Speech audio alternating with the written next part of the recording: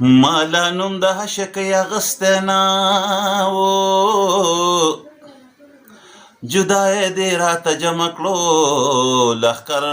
بیا، پس د مرګه به یې بیا لتا قربان کما، کو صورت مې خدای پیدا کو په محشر بیا، په وصال مینت بارو سر رحمانه، پس ادب کې د حل نشته د ګوهر بیا. یو ورځ حضرت عمر ویرویداره نو، یو قصه مې شوره یاده او مزیداره، د ایمان راوړو نه مخکې زه شکمارومه، او ناس په شوکې ته اکثر په لویه لارومه، دا مې قصب چې لارې مې ساتلې نو، قافلې به په ځنګل کې ما لوټلې، یا حضرته یوه شپه شومه قلاره، او په ځنګل کې ګرځېدم شوکې دپاره، ناګهانه یو بنده مې په نظر شو، او روان شوم ورپسې او په ما اختر شو، ما ګمان پې د سړکو دا جینۍ وه، او توره شپه کې تله اشنا له لیونۍ وه، نه مې لاس مات نه مې سړ غوستی نو، پروغه منه د یار څنګه توبه کما، او ما درته وې تا نه منله نو، اوس ورکباړله د صبر ټکورونه، او د پښتون یو زوی سم لښکر وي، دا بازې د قام نوم شرموي، نو ما ګمان پې د سړکو دا جینۍ وه، توره شپه کې تله اشنا له لیونۍ وه، ورنږدې توره په لاس چې کوم زمان شومه، او څه به وایم یا رسوله حق حیران شوم،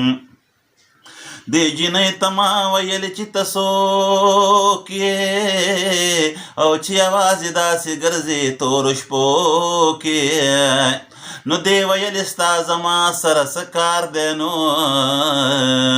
او لیونیا زما ځان باندې اعتبار دی،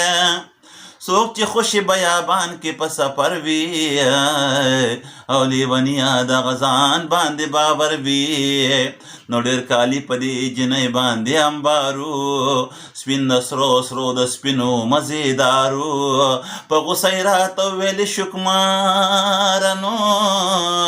او ما اوس پرېږده چې ورځم په خپله لاره،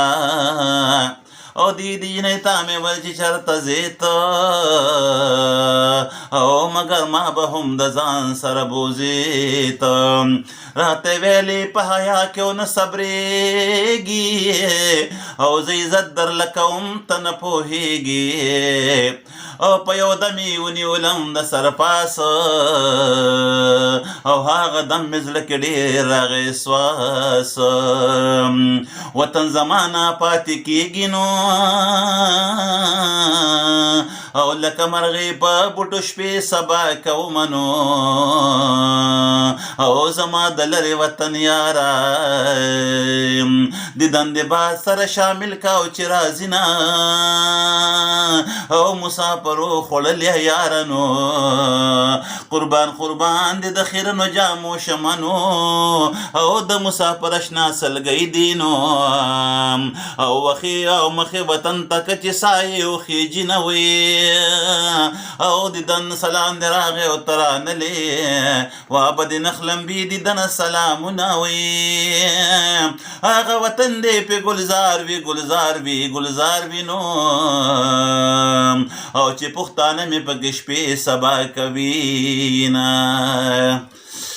پر دې سبا قبول منظور کې انشاءالله کوشش به کوو چې مخکې هم ستاسو لپاره څه پیش کړو نوي، او امید لرم چې مسافرونه ډېر زیات خو دې باندې خوشحاله شي، او مهرباني وکړئ انشاءالله د سبسکرایب بټن دباو کړئ، نو موږ به ډېر زیات خوشحاله شو، او موږ ته به نور هم حوصله میلو شي، او ستاسو لپاره کوشش وکړو چې نوي سره وړو انشاءالله ستاسو په خدمت کې پیش کړو، نو الله هم تل خوشحاله او آباد ساته، او موږ هم په دعاګانو کې یاد ساتئ. والسلام.